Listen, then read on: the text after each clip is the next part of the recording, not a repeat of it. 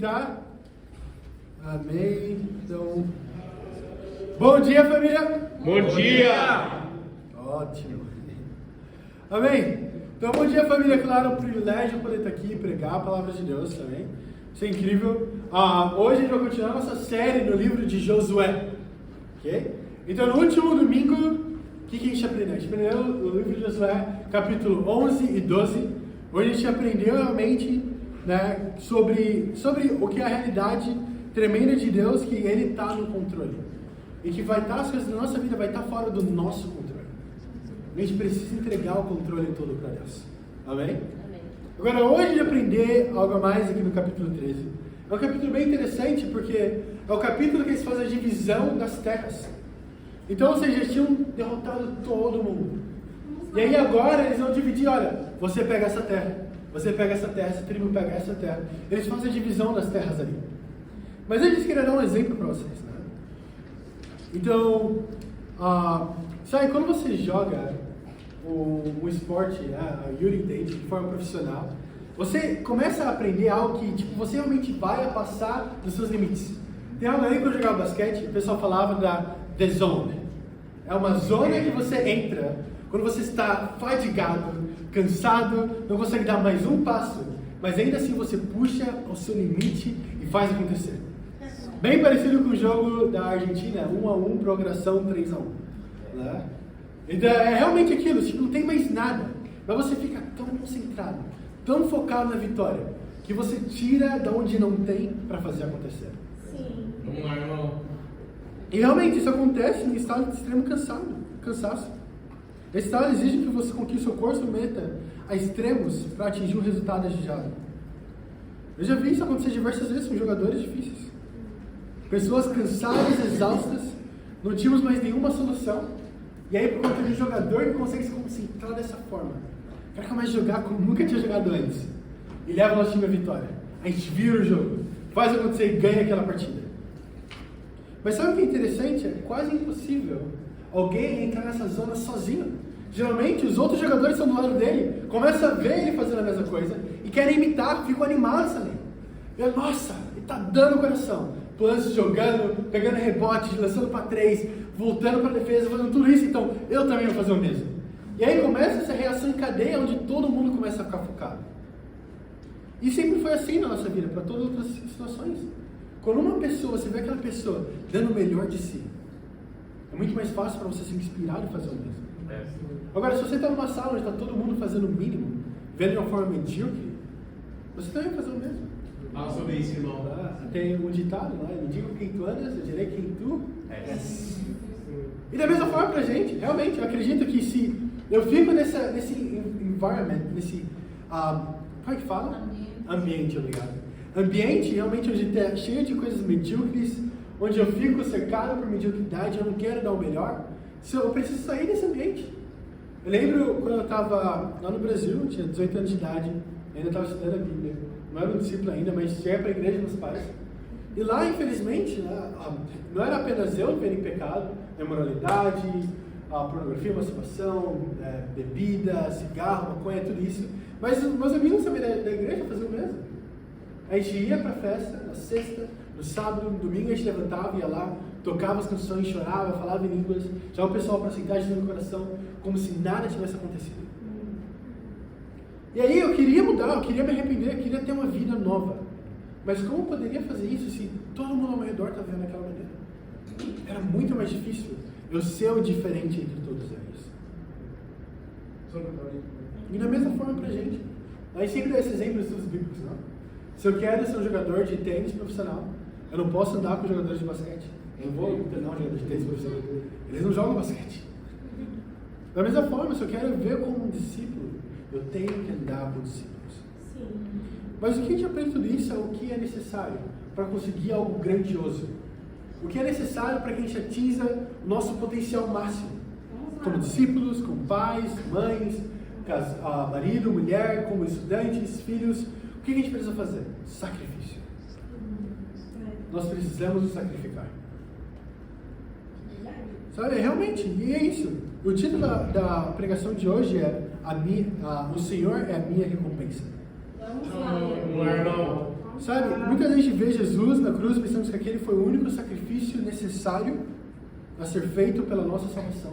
Jesus já morreu, está consumado, então não preciso fazer mais nada. Ele morreu, tudo que eu preciso é ouvir uma canção religiosa de vez em quando. Tudo que eu preciso é ter um dia de oração bom na minha semana, ou um dia sentar e orar um pouco. E isso vai compensar pelos outros 6 dias que eu estou vivendo como um pagão. Pelos outros 6 dias de empresa. Os outros 6 dias de mentira. Os outros 6 dias de orgulho. Daquele um dia, como se fosse minha contribuição. É o dia que eu dou para Deus. Agora, tenta fazer isso no casamento. Ser fiel um dia na semana e 6 dias infiel à sua esposa. Não vai funcionar. Ninguém gostaria de ter um relacionamento desse. Agora, o que faz a gente pensar que Deus gostaria disso? É sacrificar um dia para ter um relacionamento com Ele. Contra os outros 6 dias, eu estou sacrificando para ter um relacionamento com o meu trabalho. Sacrificando para ter um relacionamento com a faculdade. Com meus pais, com a minha família, amigos. Enquanto Deus vai deixar de lado mais e mais. A gente precisa lembrar que realmente o sacrifício de Jesus na cruz não foi o primeiro nem o último sacrifício necessário para a nossa salvação. A realidade é essa. Vamos lá para Josué capítulo 13, vamos para o versículo 1. Vamos lá, irmão, prega. A realidade que Josué estava passando aqui nesse momento. É muito interessante. Então Josué 13, versículo 1. Me inspira muito ver a história também de Noé, o arca, não? Porque realmente ele era o único diferente. O mundo inteiro tinha saído da presença de Deus, ninguém queria mais seguir a presença de Deus, queriam ter um relacionamento com Deus. E Noé, depois de receber realmente a ordem de Deus, o que acontece? Ele vai lá e contra todos, mesmo que ninguém queira ouvir o que ele tem para falar, ele começa a realmente construir a arca. E por conta daquilo, o sacrifício dele, o que eles recebem? A salvação. Mas aqui em Josué 13, a gente vai ver a vida de Josué, depois de anos e anos, nessa campanha militar, que Deus tinha chamado ele a estar. Agora aqui em Josué 13, versículo 1, a Bíblia fala: sendo Josué já velho, de idade bastante avançada, o Senhor lhe disse: você já está velho, e ainda há muita terra para ser conquistada. É interessante. Aqui a Bíblia fala, Josué estava velhinho, muito velho. E aí a Bíblia fala que Deus falou com Josué e falou: Josué, realmente, você está muito velho. Então, tipo, como se Josué não soubesse. Lembrava se Josué, você está velho. É a realidade. Essa é a sua realidade. Você tem esse problema, você tem uma idade muito avançada. Agora, qual é a idade de Josué nesse momento? Aqui, pelos cálculos, os estudiosos dizem que Josué tinha cerca de 95 anos de idade. Então, realmente, para alguém ir para a guerra, é um pouco avançado. É tipo o Cristiano Ronaldo agora, que ele está na próxima Copa para jogar com o filho dele. Um pouco difícil. Mas essa é a verdade, chega a idade, não tem mais como você fazer o mesmo que você fazia antes. E aí Deus olha para ele e fala: olha, Josué, você realmente está velho. Agora você tem menos chance de conquistar a terra do que quando você tinha antes, quando você tinha 40 anos. Você já não tem mais o vigor de antes. Você já tem coisas contra você. Mas ele não para ali. Por quê? Deus mesmo reconhece que Josué já está velho, mas ainda assim Deus não fala: Josué, agora que você está velho, não se preocupe, passa para Caleb, ele está 10 anos mais novo que você, 85, então ele consegue. Não se preocupe, né? Pode descansar. Ou então, Josué, você já se esforçou bastante, já sacrificou tanto, então pode parar aqui. Mas ele fala: Josué, ainda há muita terra para ser conquistada. Josué com 95 anos de idade. Deus olha para ele e fala: ainda não acabou. Agora, eu não sei você, se sou eu com 95 anos de idade. Ontem, os irmãos foram correr, amém? Particularmente, eu me senti com 95 anos de idade. Eu estava correndo, né? Tava eu, o Vitor e o Fernando, lá na frente. E naquele momento, eu pensei, de verdade, meu orgulho, vou ficar na frente, vou liderar a corrida aqui, porque eu vou pra academia. Como direito, tenho dieta, estou na frente de todo mundo, e eles vão ficar seguindo o meu passo, apertar o passo. Aí eu fui lá, aí a gente continuou correndo, e eu comecei a perceber que o Fernando parecia cada vez estar mais longe. A gente correndo, aí tava eu e o Vitor falando, será que ele tá fazendo coisa de errado? E o Fernando continuou. Chegou no ponto onde o Fernando era um pontinho lá na frente. Uau. E aí você via ele quando dava raiva e corria fácil. Agora a pessoa tá correndo, sei lá. E o Fernando sorrindo, correndo. Tinha hora, sem mentira nenhuma. Ele passava debaixo da árvore e pulava. Puxava, eu tava calculando o custo. Só descia da calçada pra desviar e subir de novo, foi muito esforço. Ele pulando. Falei, Fernando! Aí chegou uma hora que a gente teve que parar e gritando, Fernando! Volta! Aí ele olhou pra trás, fazendo assim. Que tá me chamando? E voltou correndo pra gente. Eu falei, caramba!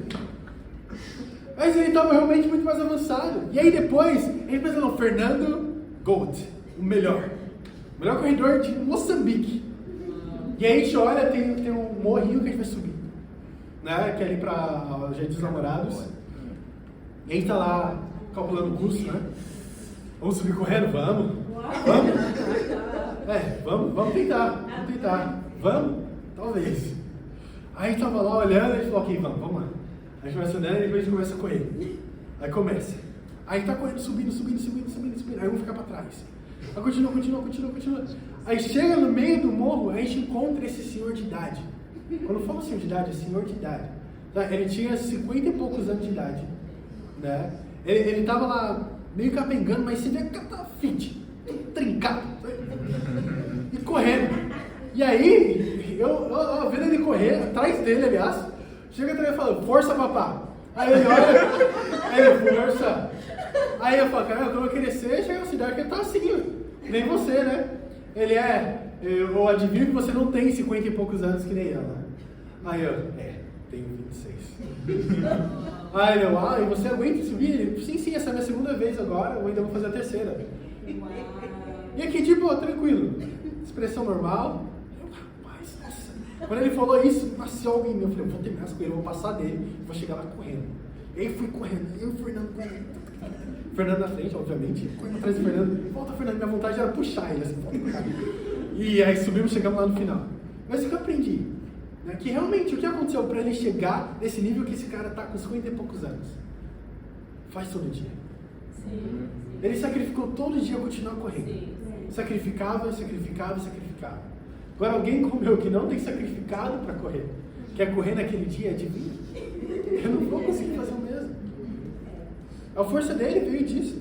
Josué, ele com 95 anos ainda poderia ir para a guerra, porque ele sacrificou já desde o começo. Ele nasceu no deserto, nasceu no meio de guerra. Era tudo que ele conhecia, era guerra. Chegou a dizer que se ele parasse de guerrear, talvez perderia a sanidade. Mas da mesma forma para mim e para você, se você não vive como discípulo, se realmente sacrificando dia após dia para ser um discípulo realmente. Não estou falando de gostar de Deus. Muita gente gosta de Deus. Muita gente é fã de Deus.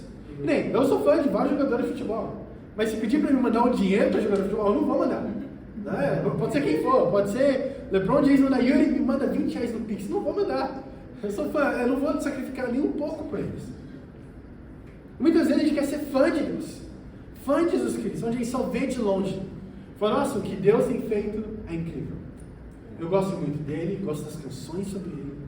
Gosto do livro dele, ele escreveu um livro incrível. Eu sou fã de Deus, mas eu nunca vou me sacrificar por ele. E realmente aqui, Josué estava com 95 anos de idade. Eu acredito que da mesma forma hoje, Deus fala a mesma coisa para mim e para você. Que Yuri ainda tem muitas almas para serem salvas. Que Vitor ainda tem muito ainda para ser feito. Para cada um de nós aqui, tem muito mais a ser feito. É necessário sacrifício. Agora, eu acredito que para você estar aqui hoje, agora, nesse exato momento, você já sacrificou muito. Mas por você ter sacrificado muito, será que já chegou no seu limite? Não consigo mais. Eu acredito que Josué, com 95 anos de idade, ninguém julgaria ele. Ele conquistou a terra prometida inteira sozinho. Liderou o povo de Deus sem ninguém ter falado com ele antes. Moisés morre do nada e ele é o líder. E ainda assim ele leva eles para a vitória. Se alguém que teve sacrifício foi esse homem.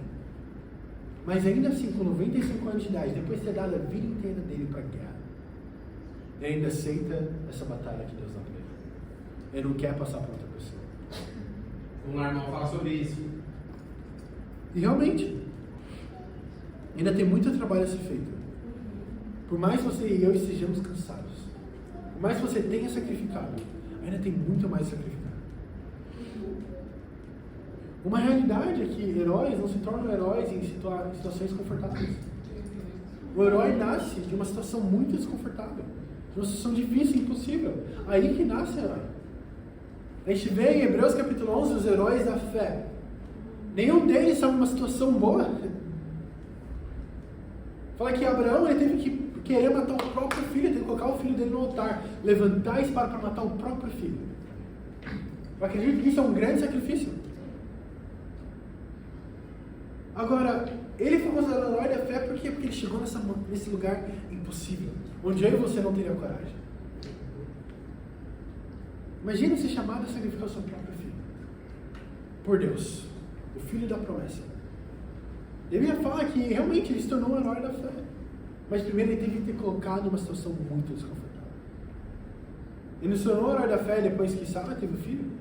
Teve Isaac. Não foi aí, estava muito confortável. Tinha tudo o que ele queria. O sonho de ter um filho finalmente. Que ia continuar realmente o filho da promessa. Que iria habitar a terra, criar o povo de Deus. Não foi nesse momento que ele se tornou um herói da fé.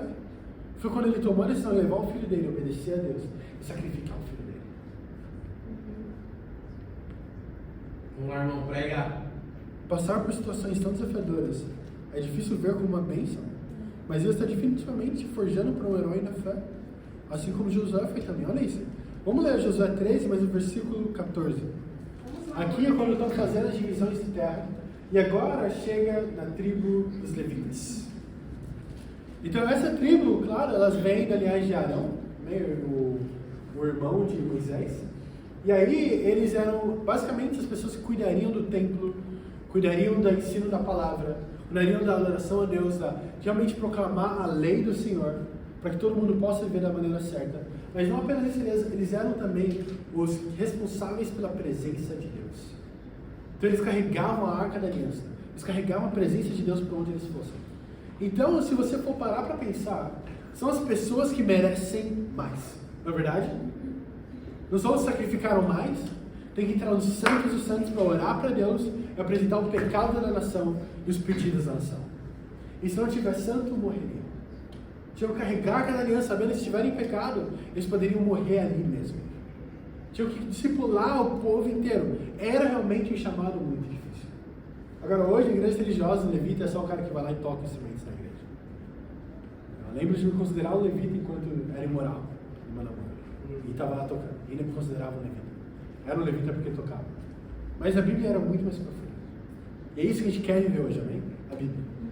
Então, olha isso, Josué 13. Vamos ler o versículo 14, o que a Bíblia fala. Vamos lá, irmão. Josué capítulo 13, versículo 14. Fala assim: mas a tribo de Levi não deu herança alguma. Uau! Visto que as ofertas preparadas no fogo ao Senhor, o Deus Israel, são a herança deles, como já lhes disseram. Qual que era a herança deles? O sacrifício. Ainda não era o Senhor. Aqui nessa hora ele fala: o sacrifício dado a Deus é a sua herança. A minha herança, a minha bênção que eu vou receber depois de ter feito tanto por Deus, mais sacrifício. A herança do povo, dos levitas, do povo separado por Deus, era sacrificar ainda mais. Primeiro ponto: o seu sacrifício é a sua recompensa. O seu sacrifício é a sua recompensa. Sabe, uma das partes difíceis de ser um discípulo é doar e não receber de volta. Essa é a verdade. É você servir alguém, dar o seu coração, dar o melhor, e ainda assim não receber nem mesmo um obrigado. É você estar lá, orar pela pessoa, dar o seu coração pela pessoa, forjar aquela pessoa, e ainda assim não ter nenhuma apreciação, não ter nada de volta. Ou então, você no momento de necessidade, você não recebeu mesmo. Quando você está doendo, você não recebe ajuda. Eu acredito que esse é um dos maiores desafios de um discípulo. É servir sem ser servido. falar sobre isso. A Bíblia fala que nós agora somos esses novos levitas, somos sacerdotes. Então pra gente não é diferente. O sacrificar é a nossa recompensa. Eu poder ter sacrificado minha carreira, meus estudos, minha família, meus amigos no Brasil, para poder estar aqui, é a minha recompensa. Não é algo que eu deveria sentir o peso. Não é algo que deveria ser algo, nossa, que incrível, ele fez isso. Não, é uma recompensa, é uma bênção para mim. É algo que Deus viu para mim e falou, olha, eu vou te dar a bênção de poder participar em milagres e milagres. Mais de colocar uma bola dentro de uma cesta de basquete, é poder ver alguém mudando o coração. Mais do que poder andar numa passarela e ver muitas fotos, ganhar dinheiro, é poder ver alguém realmente se arrependendo dos seus pecados. É uma nação tendo esperança. Essa é a nossa recompensa, o nosso sacrifício é a recompensa. Agora, muitos de nós podemos ver o sacrifício, o servir, o dar o coração, o se sentir, o amar, a paciência, tudo isso como me negar. Quando na verdade é uma bênção de Deus, de poder participar nos sofrimentos dele. Sabe, é incrível porque fica pensando, Manassés ganhou terras, Judá recebeu suas terras, Benjamim recebeu suas terras, todas as outras tribos também, mas qual era a recompensa dos levitas? O sacrifício. Da mesma forma para mim e para você, nossa recompensa vai ser poder sacrificar pelas pessoas, para que elas possam chegar à salvação. Eu também sou muito grato por estar numa sala cheia de sacrifícios vivos, amém? Acredito que eu não sou o único aqui me sacrificando. Hoje eu cheguei aqui, já estava lá os irmãos, o Zé, a Idete, Tomocha, Fernando, já pronto para servir, as coisas já organizadas, 8h30 da manhã. Eu fiquei pensando, realmente, eu não sou o único me sacrificando. E aí, hoje, quando eu acordei, eu estava até falando pro Tomocha, cara, eu acordei, eu olhei e falei, mano, não quero sair daqui. Não quero sair daqui agora. A cama está muito boa. Eu falei para a Bruna também, falei, nossa, tá acordado. Olhei para mim mesmo e falei, nossa, não quero nem mesmo ir pro culto hoje, eu quero dormir. Porque esse é o meu coração, eu não quero me sacrificar. Eu não quero entrar em lugares desconfortáveis. Essa é a verdade para qualquer ser humano. Eu espero que vocês possam se relacionar com isso, né? Sim. Quem é que nunca quis realmente sacrificar? Acordar cedo, sair da cama? Mas isso é verdade, então a gente precisa sacrificar para ver a mudança sendo acontecendo. Vamos lá para Lucas 9. Vamos para Lucas 9. Claro, nós entendemos como discípulos, nós somos chamados a servir. E a dar o nosso coração. A realmente ver as necessidades do nosso irmão e irmã e ajudar o nosso irmão e irmã. Nós somos chamados a sacrificar. E uma milha a mais. Fazer até mesmo quando você não sente que você quer fazer. Então lá, irmão, fala Mas sobre apenas que a isso. Bíblia te chama de fazer. Então aqui em Lucas 9, a gente vai ler o versículo 23. A Bíblia fala, Jesus dizia a alguns, se alguém quiser, é isso que a Bíblia fala? Não. Dá pra ver se estão lendo a Bíblia mesmo, né? Não acredito em qualquer coisa que o cara fala, pelo amor de Deus. Mas ó, Jesus dizia a todos. Então todo mundo, eu, você, o judeu, não judeu, gentil, não gentil, cada uma das pessoas, para todo mundo. Se alguém quiser acompanhar-me, negue-se a si mesmo. Essa parte a gente entende, não? Negar a mim mesmo, negar a minha vontade pecaminosa, negar realmente a mim mesmo para fazer o melhor, para dar o melhor no meu coração, para fazer acontecer. Mas olha a segunda parte. Tome diariamente sua cruz e siga. Aqui ele fala do quê? Um sacrifício. Podemos ver aqui, se quisermos ser discípulos de Jesus, o que é necessário? Negar a si mesmo. Sim, essa é a primeira parte. E como discípulos entendemos algo extremamente importante, que eu e você sim precisamos negar diariamente. Mas agora a próxima parte. O que significa carregar a sua cruz? Morrer para o pecado?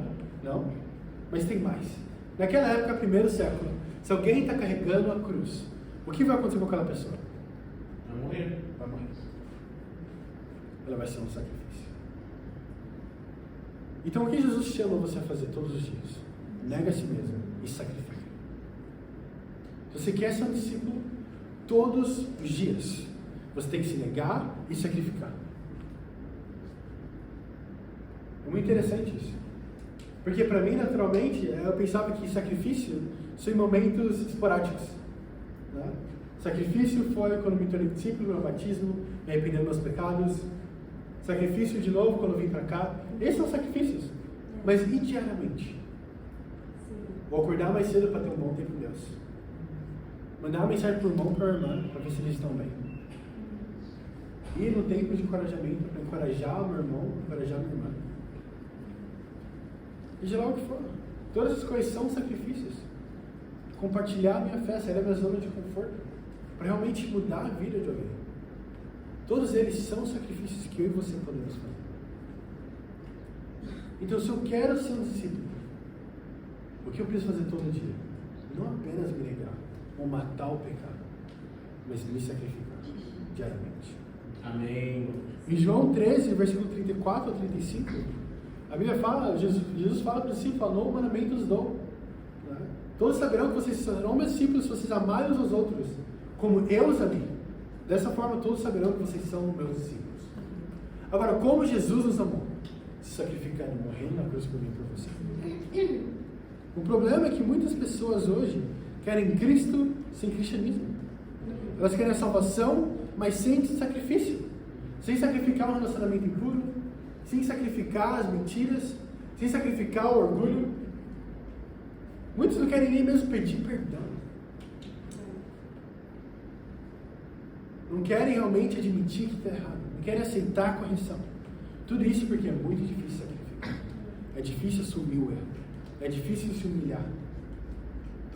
Agora, se pergunte, quais sacrifícios você tem deixado no pausa hoje? O que você tem deixado no vamos ver, um dia a gente resolve? Será que você não poderia estar sacrificando muito mais por Deus já? Prega. Deus não morreu para que pessoas se sentissem bem sobre elas mesmas, mas que eu e você pudesse viver uma vida com Ele. A Bíblia fala no versículo 26 aqui de Lucas 9: se alguém se envergonhar de mim e das minhas palavras, o Filho do Homem se envergonhará dele, quando vier em sua glória, a glória do Pai e dos santos anjos. Então é realmente Deus, tipo, olha, se você não viver como discípulo, negar a si mesmo e se sacrificar todos os dias, quando chegar o dia da sua salvação, você não vai estar comigo.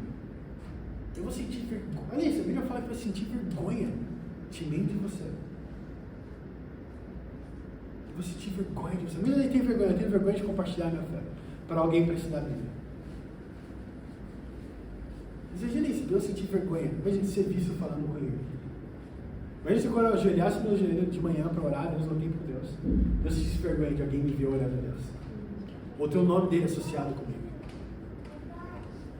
Imagina, falar que Yuri é um cristão, nossa, Yuri, cristão. E eu acredito que realmente ninguém quer ter esse relacionamento com Deus. Onde, se o seu nome é atrelado com Cristo, ninguém consegue ver a semelhança. Vamos para Filipenses capítulo 1. Vamos lá, vamos ver. Vamos ver Paulo aqui um pouquinho. Estão comigo ainda, família? Sim. Vamos lá, Filipenses capítulo 1. Aqui em Filipenses, os Tessalonicenses, Colossenses, Filipenses. 1:19. Paulo, nossa, essa corrida tá para agachar para pegar essa água no chão. É um sacrifício. Talvez seja melhor passar sede, né? Filipenses 1:19 ao 26. Fala assim: pois sei que o que me aconteceu resultará em minha libertação, graças às orações de vocês e ao auxílio do Espírito de Jesus Cristo. Aguardo ansiosamente e espero que em nada serei envergonhado. Ao contrário, com toda a determinação de sempre. Também agora Cristo será engrandecido em meu corpo, quer pela vida, quer pela morte. Porque para mim o viver é Cristo e o morrer é lucro. Caso eu continue vivendo no corpo, terei fruto do meu trabalho. E já não sei o que escolher. E sou pressionado dos dois lados. Desejo partir e estar com Cristo, o que é muito melhor. Contudo, é mais necessário por causa de vocês que eu permaneça no corpo. Convencido disso, sei que vou permanecer e continuar com todos vocês para o seu progresso e alegria na fé, a fim de que pela minha presença outra vez, a exultação de vocês em Cristo Jesus transborde por minha causa. Filipenses 1, 19 a 26. Olha isso. O que Paulo está falando aqui? Que loucura. Aqui Paulo está falando sobre ele mesmo. Ele fala que ele está contente com o resultado que vier. Ele só quer servir a Deus. Mas ele fala, eu estou pressionado de ambos os lados. Fala, olha, eu quero estar com Cristo, porque Cristo é muito melhor. É bem melhor estar com Ele. É bem melhor ter um relacionamento com Ele. Mas, se eu for para Ele, eu vou deixar vocês aqui. E vocês precisam de mim. E aí ele fala que está dividido entre essas duas coisas. E ele fala, como eu sei que vocês precisam de mim, certamente eu vou acabar ficando. Obrigado. Filipenses. E aí ele fala realmente, para mim, o viver é para Cristo e o morrer é lucro. Então ele pensa realmente viver, só vale viver se eu estiver vivendo para Cristo.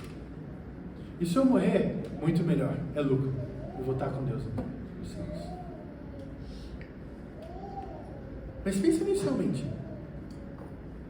Ele poderia estar com Cristo agora mesmo, mas por conta dos irmãos e irmãs que precisavam da ajuda dele, ele ainda não partiu.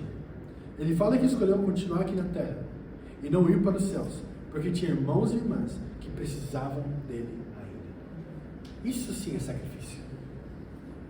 De verdade, não sei se eu teria o mesmo coração que Paulo, se me dessem a escolha. Realmente eu não iria arriscar muito não. Olha, eu sou aquele pecaminoso, então se amanhã acordar com o pé direito e pecar, e acabar não subindo, melhor subir agora. Levanta outro aí. Mas o que Paulo fala? Ele fala, olha, eu vou me sacrificar. Eu vou colocar minha vida em risco pelo amor aos meus irmãos e irmãs. Não era confortável. Não foi fácil para ele ter essa escolha. Mas ele escolhe isso porque ele entende que é muito maior do que ele. Ele entende que não é mais sobre ele. Ele entende que tudo que ele está fazendo, ele não fala que o viver é para a Igreja Cristã Internacional de Maputo. Ele fala que viver é para o Sold Out Movement of Churches. O viver não, o viver é pela minha família. É pela faculdade. Ele fala, não, o viver é para Cristo. Então tudo que eu estou fazendo, ficar ou ir, eu vou fazer por conta de Cristo. Agora, nós que estamos aqui, o que mais deles será que Jesus quer que você sacrifique? Se você ainda está aqui, é porque tem uma parte do seu coração que precisa ser pregada na cruz. Tem uma parte de você que ainda precisa morrer. Ninguém que está aqui na terra ainda é perfeito. Todo mundo está cheio de pecado. A gente é aperfeiçoado pelo sangue de Cristo também. Por isso que nós podemos subir aos céus. Mas ainda assim, nossa vida, eu mesmo, o Yuri, é alguém terrível. O Yuri, pelo Yuri, for fazer só o que eu quero, é um monte de pecado. Por isso que a gente precisa aprender realmente o sacrifício. Essa é a minha recompensa. Sabe, muita gente fala, né? Foca no processo, não no objetivo. Aproveita o processo. A beleza está no caminho. Vocês estão dando risada porque nem vocês acreditam nisso. É difícil o caminho. É que nem eu postei lá o vídeo correndo e o cara falou pra mim, o resultado é bom. Eu falei, o resultado deve ser bom, mas agora tá doendo. O resultado eu não vi. Tudo que eu consigo ver agora é meu barulho quando eu levanto. Dói. Eu não sei desse resultado. Ele falou, não, aproveita, tá correndo, olha pra paisagem. O sol nascendo. Eu falei, cara, você acha que eu quero ver o sol nascendo quando eu não consigo nem respirar? Não ajuda, você estava tentando respirar. E o sol nascendo, o sol vai nascer o quanto quiser, vai nascer 2 dele, você ainda fica sem ar. Então realmente é difícil focar no processo. É difícil focar realmente ter a recompensa aqui. A minha recompensa é me sacrificar por Deus. É difícil, mas é isso que a gente é chamado a fazer. Agora, se realmente o sacrifício é minha recompensa, esse é o melhor para você. Imagina todo o resto. É como se fosse uma cereja em cima do bolo. Um membro da família sendo batizado. Que nem o Zé teve o privilégio de ter a irmã dele se batizar. Essa não é a recompensa do Zé ainda. É incrível, mas não é a recompensa dele. Ter casado com a Bruna 1 ano atrás foi incrível. E a segunda melhor decisão depois de me tornar nascido. Eu estava esses dias vendo as fotos lá, tipo, tinha espaço sobrando no terno assim. Mas aquilo daí, o casamento, não foi minha recompensa ainda. Ver pessoas sendo batizadas, a igreja crescendo, time missionário para Angola, cada uma dessas coisas são coisas incríveis, mas nada disso é a minha recompensa. A minha recompensa é poder me sacrificar por Deus, poder participar, poder colocar meu nome na história. Sabe, realmente, toda vez que perguntam sobre como foi implantar a igreja aqui, ninguém consegue tirar o nome da Carol e da Tânia dessa história. Porque elas colocaram o nome delas na história. 2 irmãs permaneceram fiéis sem a igreja chegar. Uma ficou lá anos sem vir. E ainda batizou a irmã dela. Mas olha isso, ficaram lá na história como heróis. Heroínas, ficaram realmente. Mas isso não é incrível? Poder parar e pensar, quando chegar no céu, eu vou poder ter essa história. E mesmo se não fui eu vou poder falar, eu conheci a Carol, eu conheci a Tânia. Não é verdade? Você não sabe o que eu conheço. Moisés, olha lá, abriu o mar vermelho. Eu falei, tudo bem, eu conheço a Carol e a Tânia. Mas isso é incrível, são heróis, nós podemos tornar esses heróis da fé.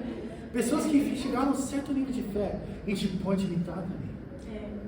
Eu sempre falava pro Andy, cara, se me deixasse uma semana sozinho, em qualquer lugar, seria isso, seria mais um discípulo. É difícil, é muito difícil. O cristianismo não foi feito para viver sozinho, é um sacrifício. Mas se a gente sacrifica, somos lembrados como heróis da fé. Mas essa é a única maneira de fazer isso. Agora, qual o objetivo da sua vida? Pode ser que o mesmo que o Paulo, que o meu viver é para Cristo, seja que sua vida e tudo o que você faz é para Jesus Cristo seja glorificado, e o morrer é lucro, e estar com Cristo um dia é o seu maior desejo. Será que ainda temos aquele amor por Jesus, aquele desejo de estar com Ele um dia? Se sim, significa que qualquer coisa que estiver na sua frente será tirada. O segundo ponto, bem simples. O segundo ponto é, o relacionamento com Deus é a sua recompensa. O relacionamento com Deus é a sua recompensa. Vamos para Josué, voltar para lá. Capítulo 13. Agora a gente vai ver mais uma coisa que é dada aos levitas. Né? Aqui em Josué 13, a gente vai ler o versículo 32 ao 33. Vamos lá, irmão, prega.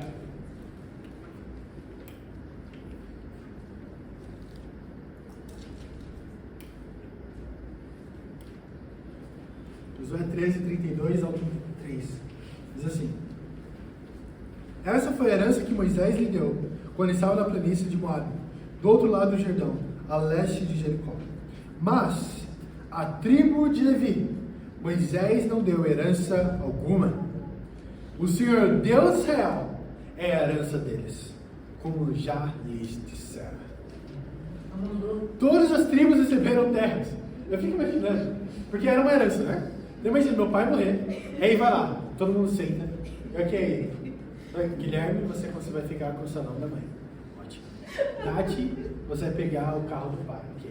Miguel, você pode ficar com os apartamentos. E aí eu tô lá esperando meu momento agora, o que eu vou receber? As suas memórias com seu pai, vai ser compensa. Vou dar um livro de fotos.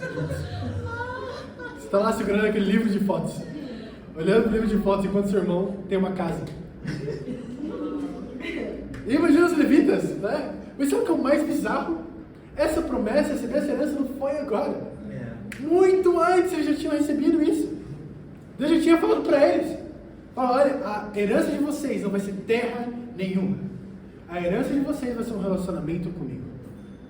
Essa é a sua herança. Agora, sabendo disso, por que eles sacrificaram durante 80 anos?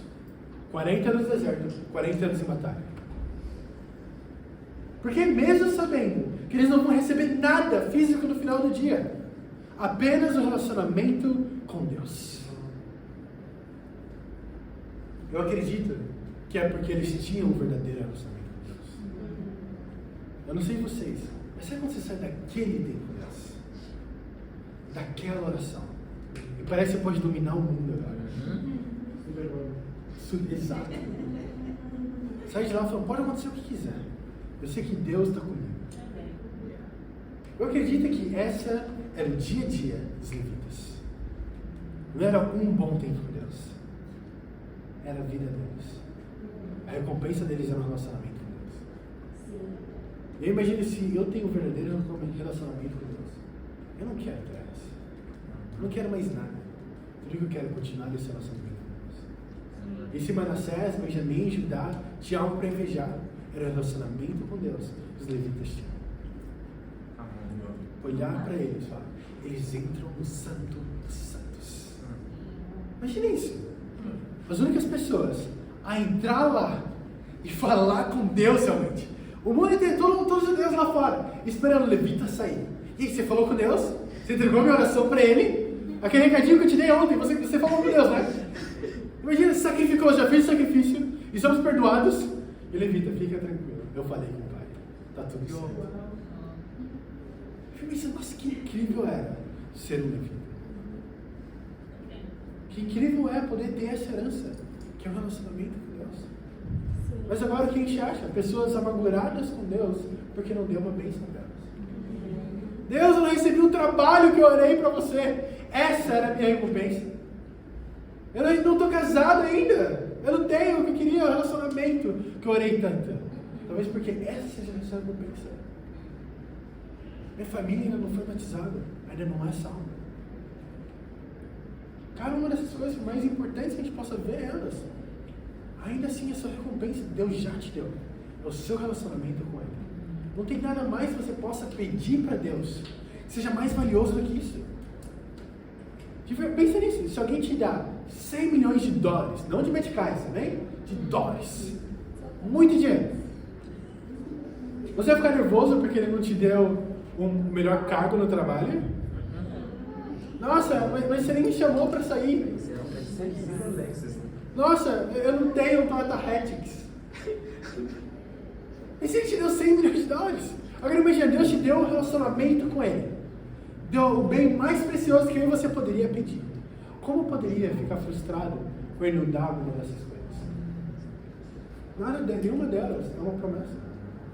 Promessa que Deus realmente deixa para mim e para você. É o relacionamento com Ele. Vamos lá, irmão, prega. Agora a pergunta é, como podemos ter esse relacionamento? Isaías 59. Sabe, algo muito importante que eu e você precisamos entender, acreditar, ter essa convicção. Está lá em Daniel 3, e não vai abrir lá, né? Mas você pode ler depois. Daniel 3 fala da história de Sadraque, Mesaque e Abednego. Né? 3 homens de Deus que foram lançados na fornalha porque eles não queriam adorar ao rei. Mas o mais interessante disso é o que eles falam antes de lançar. Quando o rei chega para eles e fala, vocês não querem realmente se curvar diante de mim para que vocês não morram? Eles falam, bom, eu acredito que o meu Deus pode fazer e é capaz de fazer qualquer coisa. Ele pode tirar a gente dessa fornalha, mas também se ele não tirar, ele ainda é Deus. Esse é o coração que eu e você precisamos ter. Sabe, Deus tem o poder de te dar um melhor emprego. Deus tem o poder de trazer toda sua família ao conhecimento da verdade. Deus tem o poder de te dar um relacionamento incrível. Deus tem o poder de fazer muitas coisas. Agora, será que Ele vai deixar de ser Deus para você quando Ele não te dá uma delas? Sabe, essa foi uma das perguntas que eu tive que me fazer quando eu estava orando pelo meu avô. Eu estava orando pelo meu avô e eu estava muito nervoso. Porque eu pensei, nossa, meu avô não está melhorando. E eu orei já para você. Eu já sacrifiquei, eu estou aqui. Eu fiz tanto já. Então por que você não me responde? E quando eu cheguei no Brasil, no dia que eu aterrissei, meu avô já tinha morrido. Eu recebi a notícia sobre a morte dele. E naquele momento, por alguns dias, Deus deixou de ser Deus para mim. E começou a ser um colega. Onde eu grito, não quero seguir, é opcional, tenho um verdadeiro relacionamento com Ele. Eu lembro de ler a Escritura e de entender como eles podiam ter esse tipo de coração. Realmente, se Deus der, é Deus. Se Ele não der, Ele ainda é Deus. É porque eles entendiam qual era a verdadeira recompensa deles. Agora se pergunte, qual recompensa você tem esperado? Além de Deus. O que mais Deus precisa fazer para ser considerado Deus para você? Agora olha isso, como tem um relacionamento com Deus? Isaías 59, versículo 1 ou 2. Isaías 29, versículo 1 ao 2, diz assim: Vejam, o braço do Senhor não está tão encolhido para que não possa salvar, e seu ouvido tão surdo para que não possa ouvir. Mas as suas maldades separam você de seu Deus. Os seus pecados esconderam de você o rosto dele. E por isso ele não os ouvirá. Então o que está acontecendo aqui? A razão de não podermos ter um relacionamento com Deus é porque Deus não quer? É porque Deus não tem o poder de chegar até mim, não tem um braço tão forte para poder me levantar, um ouvido para me ouvir, uma boca para poder falar comigo. Esse é o problema. O verdadeiro problema de eu não ter um relacionamento com Deus é por conta dos meus próprios pecados. Aqui fala que esses pecados eles criam como se fosse uma barreira, uma parede entre mim e Deus, que nos separa de Deus. Agora acredita não, quem construiu essa barreira foi você. E cada tijolo dessa barreira são os pecados. Cada vez que você escolheu o pecado acima de Deus, foi um tijolo a mais que você colocou nessa barreira. Sabe, antes de me tornar um discípulo, eu sentia como se não tinha nem como essa barreira ir mais para cima. A parede só ficava mais grossa. Porque realmente a gente chega tão longe e distante de Deus. Chega no ponto de, realmente não tem mais esse relacionamento. Não tem mais como Deus chamar. Mas olha isso, vamos lá para Romanos 3. O irmão prega. Romanos capítulo 3, versículo 23. Vamos ver o que acontece aqui, o que essa pessoa nos ensina. A gente viu que o nosso pecado separa de Deus, tá bem? Mas olha aqui em Romanos 3, ele explica um pouco melhor para a gente. Versículo 23. Diz assim: Pois todos pecaram e são destituídos da glória de Deus. Então quer dizer que quem pecou? Todo mundo. Não foi alguém específico, não. Ele não fala, todos os gentios pecaram, os judeus são santos. Não fala que os judeus pecaram porque crucificaram Jesus. Os gentios não sabiam, então eles são santos. Eu falo que todos pecaram. Eu e você pecamos. Ou seja, não existe um pecadinho ou um pecadão. Alguém que mata, outra pessoa que mente, outra pessoa que é homossexual. Todas elas juntas estão tão distantes de Deus quanto uma outra. Não existe um pecado maior do que o outro. Mas aí ele continua no versículo 24 falando: sendo justificados gratuitamente por sua graça, por meio da redenção que é em Cristo Jesus. Agora, isso é interessante. Quer dizer que eu e você pecamos. Então ninguém em toda a criação, em algum momento, não pecou e saiu da presença dele, de Deus. Ao mesmo tempo significa que Deus não faz separação de pecado.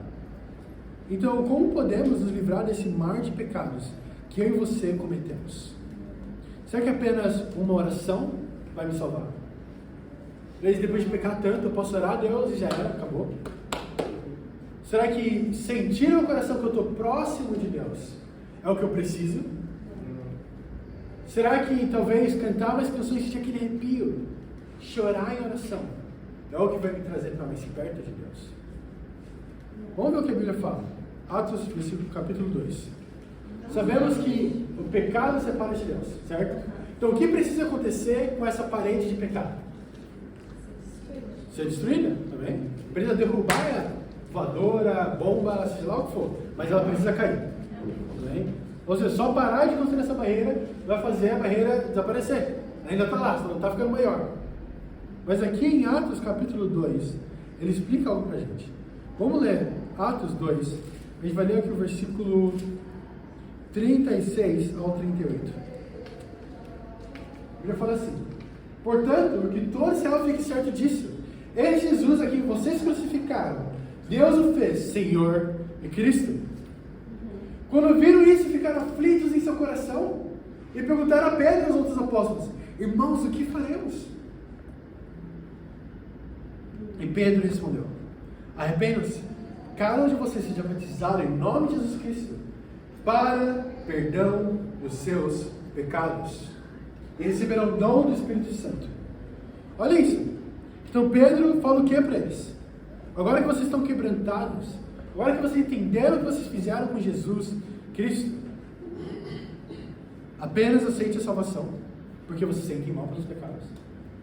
Fala, Fala em línguas agora, porque quando vocês falarem em línguas, vocês vão ser salvos. Não, faça essa oração comigo. Repitam depois de mim. Aceitem Jesus no coração. Ele não fala nada disso. Ele fala, arrependam-se cada um de vocês e sejam batizados em nome de Jesus Cristo para perdão dos seus pecados. A gente vê essa mesma ideia, esse mesmo plano de salvação repetida vezes na Bíblia. Fé, arrependimento e batismo. Agora, sabe o que é interessante? A gente pode entrar em várias igrejas hoje e perguntar para cada uma das pessoas o que eu preciso fazer para ser salvo. Cada uma delas vai dar uma ideia diferente. Falar, para ser salvo eu preciso aceitar Jesus. Para ser salvo eu preciso ter fé em Jesus. Para ser salvo eu preciso falar em línguas. Para ser salvo eu preciso guardar o sábado. Ou para ser salvo eu não posso comer porco. Cada uma delas vai apresentar para você uma ideia diferente. Agora, o que a Bíblia realmente fala? Que perdoa os nossos pecados. Amém. É aí que vem os perdão dos pecados. Assim podemos ter um relacionamento com Deus. E por isso Jesus morreu na cruz por mim e por você. E Satanás trabalha para que eu e você perdêssemos a visão da cruz, querendo te ofertar um cristianismo barato. Quantas pessoas hoje estão dispostas a pagar o preço pela salvação? Um preço alto, extremamente caro. Elas querem realmente um cristianismo barato, onde é só aceitar Jesus, está tudo certo. Eu não preciso deixar minha impureza, não preciso deixar meu orgulho, não preciso me sacrificar, porque só isso já está bom. Elas querem algo barato, querem colocar Deus em Black Friday. Quando Deus chama a gente realmente a dar esse cristianismo, que é caro, é custoso. E o que custa é obediência. A salvação realmente é pela graça, mas ela não é de graça. Ela demanda de mim e de você sacrifício. A demanda é realmente você obedecer a palavra de Deus. Vamos lá voltar para Romanos.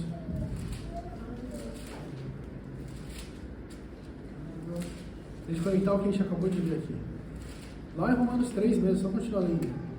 Versículo 24 ao 25. Fala, sejam justificados gratuitamente, por sua graça, por meio da redenção que é em Cristo Jesus. Deus ofereceu como sacrifício para apropriação mediante a fé, pelo seu sangue demonstrando a sua justiça, em sua tolerância, havia deixado impuros os pecados anteriormente cometidos. Agora, o que ele fala aqui pra gente?